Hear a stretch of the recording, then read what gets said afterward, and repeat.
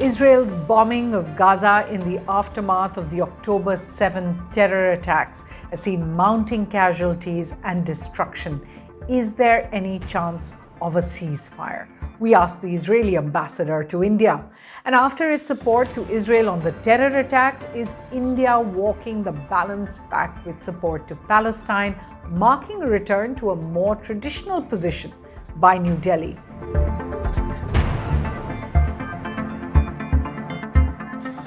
Hello and welcome to Worldview at The Hindu with me, Suhasini Haidar. This week we're going back to West Asia, to the Israel-Palestine conflict, and particularly the strikes on Gaza. 2 weeks after the October 7 terror attacks that killed 1,400 men, women, and children in Israel, the Israeli Defense Forces continue to bomb Gaza, where they believe Hamas fighters still remain and about 200 Israeli hostages have been taken. The bombing of the Al-Ahli Arab Hospital in Gaza, which left more than 500 dead, according to authorities, has been the worst point of the crisis in the past week. The Palestinian Authority blamed Israel, while the Israeli government has denied being responsible, claiming that it was a failed rocket from the group Islamic Jihad that operates in Gaza that exploded on the hospital. The Israeli response, however, to the October 7 attacks includes many parts to it. Airstrikes on various parts of mainly northern Gaza. In the first 6 days, the IDF itself said it had dropped 6,000 bombs. That is 1,000 per day, more than the bombing that we saw of ISIS headquarters in Raqqa or the US bombing in Afghanistan post 9/11. And thousands of buildings and structures have already been completely destroyed. More than 3,700 Palestinians have been killed, according to authorities there, and Israel has closed all exits from Gaza, insisting that all residents of northern Gaza now move down south as the Israeli Defense Forces prepare for a ground offensive that is going to take more lives. Israel has also stopped all food and fuel supplies into Gaza, and while it allowed water after a week into the Gaza Strip, that water cannot be pumped without fuel, so that is causing further delays. The United Nations Secretary General said the situation has reached a new low and called for Israel to allow the aid to come in from Egypt at the Rafah crossing. Listen in. We need immediate humanitarian access throughout Gaza so that we can get fuel, food and water to everyone in need. Even wars have rules. Meanwhile, inside Israel, funerals for about 1,400 now identified as the dead from the Hamas attacks of October 7th continue. The IDF has called up about 36,000 reservists, trained citizens, and asked them to assemble as it plans its ground offensive into Gaza. Remember, in 2005, Israel had pulled out its troops from Gaza under an agreement. It had also dismantled and brought back settlers from about 21 sites. And since then, the Israeli forces have never actually gone into Gaza. Prime Minister Netanyahu, meanwhile, is facing growing questions from Israeli citizens over the intelligence failures, the lack of preparedness, and the response to the Hamas attacks that was seen as delayed, in addition to his other political challenges and the protests that we saw earlier this year over his judicial overhaul. And Israel is also preparing for a possibly broader war. It is having to cover all its flanks because it is worried of attacks from various sides. Just in the past week alone, from Hamas and Islamic Jihad and other groups operating inside Gaza, we've seen rocket fire coming out. The Hezbollah in Lebanon, where it has already exchanged gunfire with that group. From the Syrian military, and the IDF ordered a strike on a Syrian position this week. Houthi groups in Yemen, who reportedly fired 3 missiles that US naval warships said they have intercepted from their positions in the Red Sea. And of course, Israel believes Iran is behind all of these groups that it is ranged against. Israel's also had many concerns over its embassies and diplomats worldwide, as protesters have taken to the streets in Jordan, Lebanon, Morocco, other West Asian capitals. In Beijing, an Israeli diplomat was stabbed. Now, internationally, here's the scene. After a brief moment of what seemed like solidarity for the October 7 attacks, the UAE had, remember, condemned the attacks. The Palestinian president had distanced themselves from the attacks. the world seems to be divided once again along older fault lines.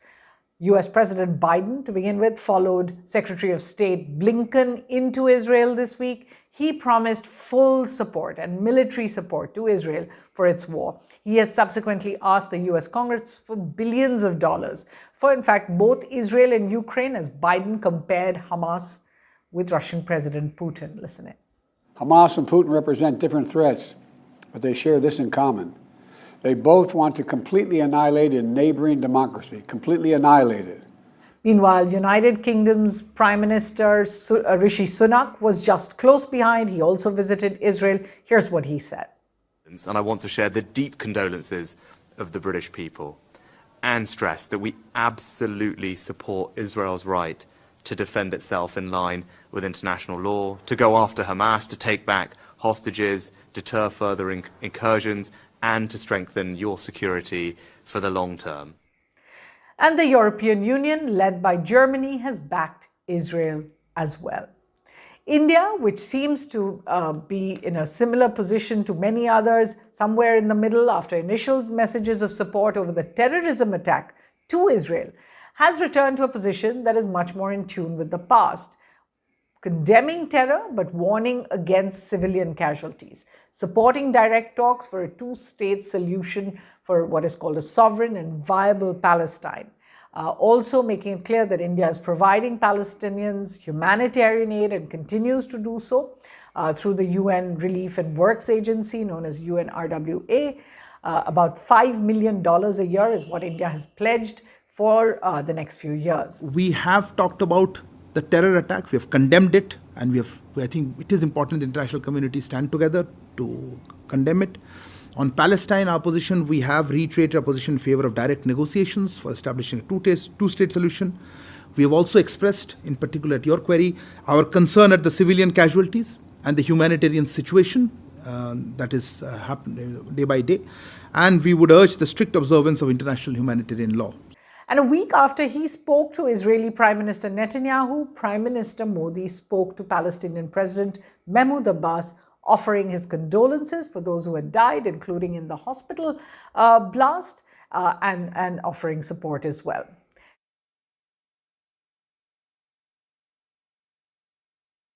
Now, on the other side of that spectrum internationally, a week after the Arab League met, Saudi Arabia held an emergency meeting of the Organization for Islamic Cooperation, that is at the foreign minister's level. Iran's foreign minister was there. He called for an oil embargo on Israel until it stops the bombing. And the OIC in general condemned the continued bombing. Protests have increased, as I said, in all Islamic countries, across the Arab world as well, but also across the Western world. We've seen in many capitals in Europe, as well as in the US and Canada, those protests going out, even one by Jewish groups inside the US Congress in the Capitol, calling for a ceasefire.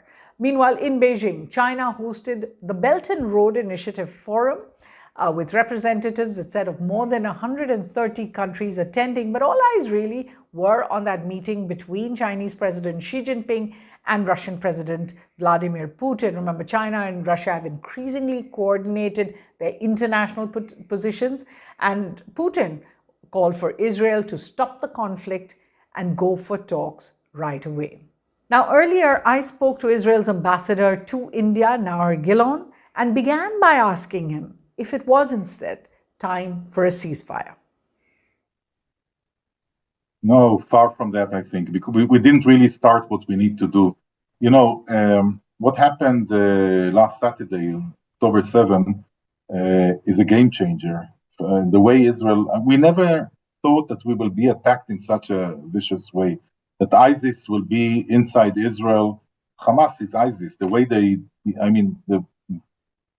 brutality of their behavior, the rape, the beheading, let's not go into it, but in general, it's a game changer. They went into 30 and took over really de facto 30 communities, Jewish communities, and there is it's a trauma, and it's not something that is going away. Coming back now to what's happening in Gaza, the instructions that were given by the cabinet, by the prime minister, was that we have to make sure that Hamas has not the capacity to execute such atrocities again and bringing back the hostages, which is of course taking it might be more than 200 hostages because we didn't finish identifying bodies, and the count is not finished yet because we are not everyone is accounted for. But in general, this is against any international law, any humanitarian law. But after such atrocities, so who speaks of international law? And the instructions were to bring them back and to eradicate the threat from Hamas. And for that, a ground operation is needed. So if we don't do that, I believe personally that we will not be able to live in the Middle East. If you are seen weak and you see that what's happening in the north from Lebanon with Hezbollah, if you are perceived as weak, you will not have a quiet moment in your life in the Middle East. So, taken in totality, how do you feel about the official Indian reaction? So, of course, the non-official one is overwhelming, supportive, and friendly, and heartwarming, and I'm really flooded with support from the public and from officials. But also the formal one is very, very strong in my eyes, because Prime Minister Modi on Saturday, 7th of October in the afternoon, where the magnitude was not clear yet, we were speaking then, we didn't understand, here at least, I think probably also in India, how big it is. We didn't understand that it's 1,400 people, 1,400 people. And he already in the afternoon, few hours after the attack occurred, came out with a very strong condemnation.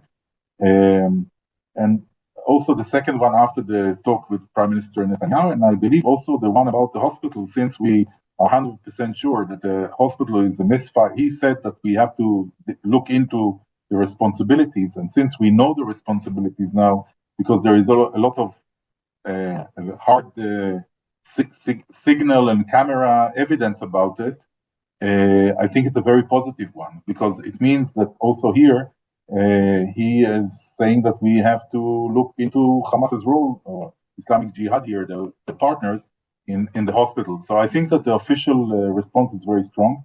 The spokesperson of the MEA, when he spoke about the political. He didn't speak about spoke about the political support of two-state solution. It's not a problem. There is no issue there. It was always the position of India. The Ministry of External Affairs, in its official statement, really spoke about the importance of international humanitarian law. That was at a time when no other country really seems to be saying anything about the bombardment of Gaza. And here was the Indian government saying it. I want to ask you how you reacted to that. And also the question, I'm quoting the Israeli Defense Forces when they say 6,000 bombs in 6 days. That's unprecedented, even for the bombing of the ISIS in Raqqa or for Afghanistan. Do you think what Israel is doing as a state, which is of course different from what a terror group does, is that international humanitarian law? Yes, I totally, we totally hold in the international humanitarian law. The violation of international humanitarian law is done by Hamas, ISIS, because first of all, the vicious attack. The second thing is that they, in the past, but more so today, they use their own people as human shields. You have to ask yourself why the rocket that hit the hospital was shot from behind the hospital. It's not by coincidence. For a long time, they were positioning their missiles and rockets behind hospitals, schools, mosques. They want us to hit back because they know that in a real confrontation, the military confrontation with the Israeli Defense Forces, they have no chance. And their way is to create, that's why they started with the false information about the hospital. In their way, this will bring international pressure on Israel to stop. And this is that's what they are hoping for. So they are underground hiding. Those who are not underground hiding are living a luxury life in Qatar or in Istanbul or wherever they are, and they are leaving their people here. When we ask the people to evacuate because we want to go in, land invasion, We do it because we don't want them to be in the harm's way. And what did Hamas do at the same time? Hamas ordered them. They put roadblocks. We have aerial photos of that. We have conversation records of threatening them. Don't move, stay at your place. They even shot at them, we understand. So it's, Hamas is here trying to use them. We are ready to discuss humanitarian aid, but there is also the question of the humanitarian situation of the 200 or so kidnapped that they are holding there. So it's very complex, but we are the ones who are keeping the international law.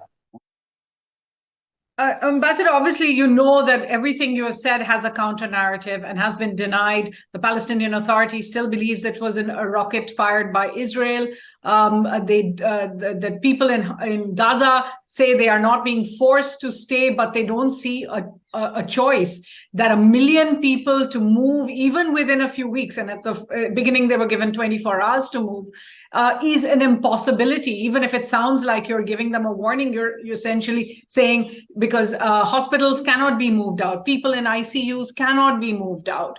Again, my question really is, as a state, is Israel really following international humanitarian law? So I would start, because you go on the way and you use counter narratives. Really, we are in serious media. We are giving serious interviews. Please don't spread fake news. It's not healthy. I'm quoting President Mahmoud Abbas of the Palestinian Authority. It doesn't matter. He's, you are asking, we show footage, we show everything. They are showing zero. They have only the mouth to speak. I can tell you that I believe that aliens landed here 10 minutes ago, and speaking is, we say in Hebrew, there is no sure, I understand. Speaking. But I do want to make the point that there is a counter narrative. It's important to say there are not two narratives. There are evidence for only one narrative. All the rest is fake news. And this is, unless someone shows me evidence for something else, I would really not even repeat it. Just I'm saying, and again, humanitarian law, I will ask you, India, okay? You would have, and the ratio is 150 times the population. You would have, I don't want to speak of these numbers, okay? 200,000 Indians murdered in their homes. This is the number. And, during a holiday, sleeping at home, Saturday morning, coming in, one by one, killing wives in front of their husband or children, all of that we know, all the atrocities. What do you want us to do to make sure that they are hiding behind the population of Gaza? We are asking the population to move inside Gaza to a place where we defined as a safe zone for them, so they will not be harmed there. We are not going to attack there. We are going to, UN is in many of the places. What do you want us to do? You want us to give up on our lives, to say, okay, absolutely not. And I don't think the comparisons are needed, Ambassador. I think everybody feels Israel's pain when it comes to the terror attacks that happened on October 7th. I think the real question is, how many civilians is it acceptable that they should die while you cordon off a certain part of Gaza? There is no guarantee that the 199 Israeli hostages will still be there in northern Gaza. There is no guarantee that Hamas, if that is your target, is going to move. There is no guarantee that if 6,000 bombs in 6 days, so 1,000 bombs a day, did not find the target, because presumably each of those bombs was sent with a specific target, not civilians, that if they have not found the outcome that the Israeli forces are looking for, there is no guarantee that they will be found when Gaza is somehow cleared off 1 million people and Israeli forces go in. So, no, I totally accept. Maybe I will be the interviewer for a second. What would you do? I asked you. Okay, you're telling me don't bomb from the air, don't go in. Our population was wiped out. I mean, go to the kibbutzim around, 50% of the population in some of the kibbutzim. I have seen some of these areas. Or kidnapped. So they will not go back until we eradicate the threat of Hamas. We are not going to give up this area and the people living there. Okay. We must eradicate the capacity of Hamas. If there is a new way of eradicating terrorists who are hiding behind civilian population, please advise us. We might adopt it, because we are not smart enough to think of something more sophisticated. All right. Do you think you're any closer to that objective of finishing Hamas? Because clearly everything you have said shows that while other things have been unprecedented in the region, Israel's response this time with the bombings, with the plans for the ground offensive, suggests that it could just be a repeat of the past. My understanding, we will see at the end that the instructions are exactly the opposite of the repeat of the past. We understood that, I think that if you ask what happened to Israel, and many people ask, what is the surprise? There were technical intelligence failure, but the worst failure was conceptual of Israel. That I say now, and again, it's my opinion as a citizen. We thought, and we looked at Hamas at the eyes of our eyes, as the leaders of Gaza, as the people that if you do a joint, that was the strategy of Israel. You deter them from the defense point of view, and you improve the level of living of the population. We opened in the last few years, tens of thousands of Gazans used to go to work in Israel every day, bring back very good Israeli salaries. They improved the economy there. And we, in our own way of thinking, now they are the government, they have responsibility. For them, it's very good that there is prosperity, the population is supporting them. They are totally different. They think like ISIS. They don't think about rational population. So you misunderstood Hamas. I get that. But the population of Gaza, surely 2 million people, are not to blame for that. No, they are not to be blamed. They are caught. People tell me about occupation of Gaza. Israel does not occupy Gaza from 2005. That's right, yes. But they are under occupation because 2007 they had elections. I think 7, they had elections. And after that, they won. Hamas won, by the way. They threw away the Palestinian authorities literally because of rooftops and everything, kicked them out physically and took over. And since then, there were no elections. So they are really under occupation, but not Israel's occupation, Hamas occupation. Yeah, they are between the rock and the hard place. But clearly a rock, a hard place, and only rubble where many of their homes once were. That was Israel's ambassador to India. And what's Worldview's take? With its decision to go to the end with Hamas by bombing Palestinians in Gaza, Israel has lost an opportunity to change the trajectory of the decades-old conflict. The world over, Hamas's terror attacks on October 7th have been condemned, and the pain of Israelis empathized with. However, ignoring the history of the conflict and the growing concerns over casualties and killings in its aerial bombardment of Gaza will simply bring the region back to the brink, potentially making all the diplomatic gains of the last few years collateral damage. We don't have time this week on Worldview for reading recommendations, but please do see some of the books I recommended last week in the previous episode of Worldview, episode 127. But we'll be back next week with more of what's changing the world from the team. Thanks for watching.